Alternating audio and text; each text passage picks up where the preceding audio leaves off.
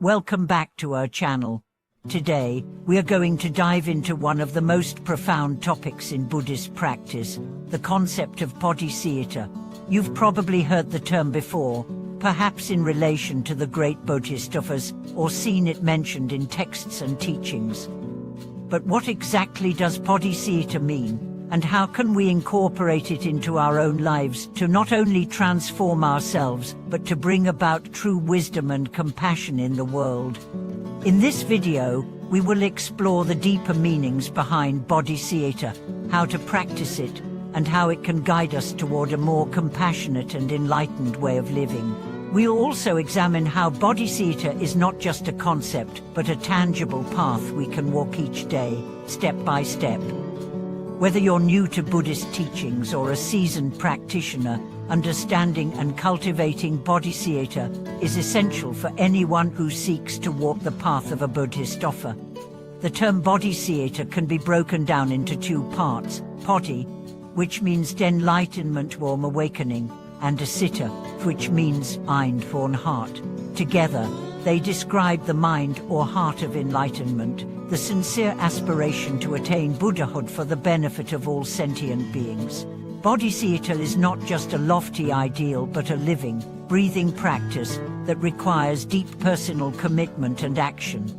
To understand Bodhicitta fully, we need to explore both its relative and absolute aspects. Relative Bodhicitta is the aspiration to attain Buddhahood out of compassion for all beings, coupled with the determination to walk the Bodhisattva path to help others overcome suffering.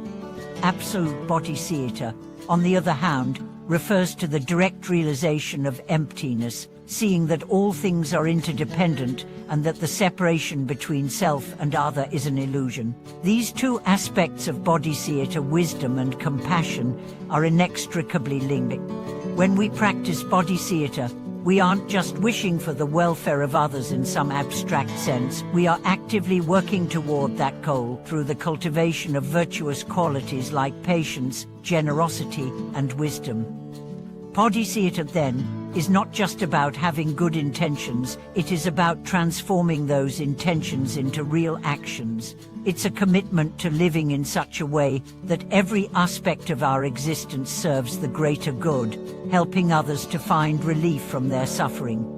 One of the most powerful aspects of Bodhicitta is its ability to inspire deep compassion, not just for those who are suffering, but for all beings. Compassion in this sense is not simply an emotional reaction to others' pain, but a powerful and active force that moves us to do whatever we can to alleviate suffering. In practice, this means actively engaging in the world with a heart that seeks the welfare of others. It's not enough to just feel compassion, we must take action. For example, when we see someone in need, we don't simply offer our sympathy, we take the time to listen, to understand, and if possible, to provide support, whether material or emotional.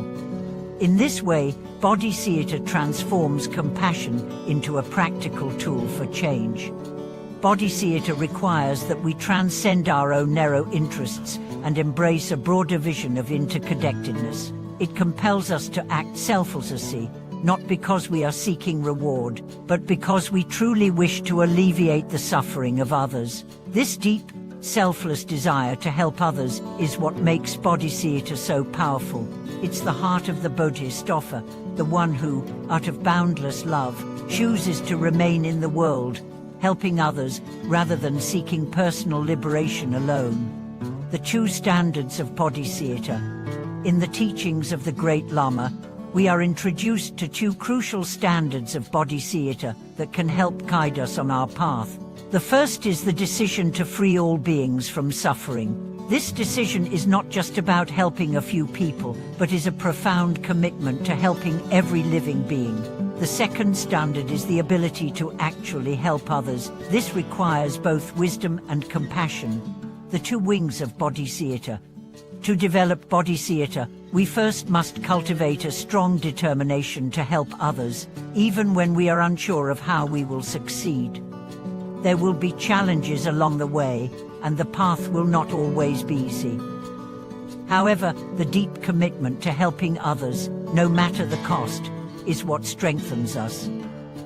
This is the first standard of Bodhicitta, the decision to help others and to dedicate our lives to their welfare.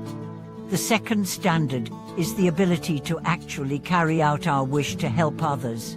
This requires developing the necessary wisdom and skill to know how best to serve.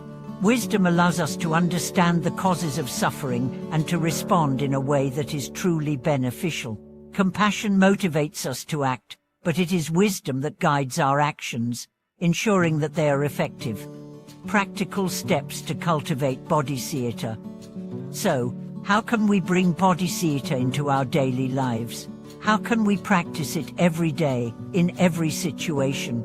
The first step is to consciously commit to cultivating it. Each morning, before we begin our day, we can set our intention to be of benefit to all beings. By repeating this intention daily, it gradually becomes integrated into our thoughts, words, and actions. One powerful way to do this is through meditation. Meditation allows us to cultivate a calm, focused mind and to reflect on our intention to benefit others. During meditation, we can visualize ourselves helping others, whether it's a loved one, a stranger, or someone suffering. This helps to deepen our commitment and gives us the mental clarity to act on it in our daily lives. In addition to meditation, engaging in the world with a Bodhicitta mindset means living with awareness and mindfulness. It means looking for opportunities to help others, whether it's offering a kind word, lending a hand, or simply being present for someone in need. By practicing mindfulness, we start to see the interconnectedness of all beings, and our compassion grows naturally. Challenges in practicing Bodhicitta. Of course, the practice of Bodhicitta is not without its challenges.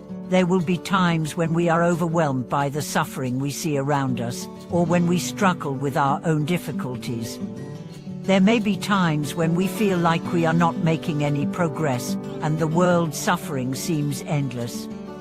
However, these are the very moments when Bodhicitta becomes most essential. The key is to keep our hearts open, even in the face of adversity. In difficult times, we may be tempted to turn inward and focus solely on our own struggles. But true Bodhicitta is about remembering others even when we are suffering. By holding the wish to benefit others in our hearts, we are able to transcend our personal pain and begin to see how our actions, however small, can help alleviate suffering.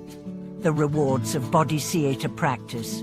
The rewards of practicing Bodhicitta are vast. Not only does it bring us closer to wisdom and compassion, but it also enriches our relationships with others. As we begin to embody the qualities of a Bodhisattva, we find that we are naturally more patient, more understanding, and more willing to help. We are no longer driven by selfish desires, but by a profound love and care for others.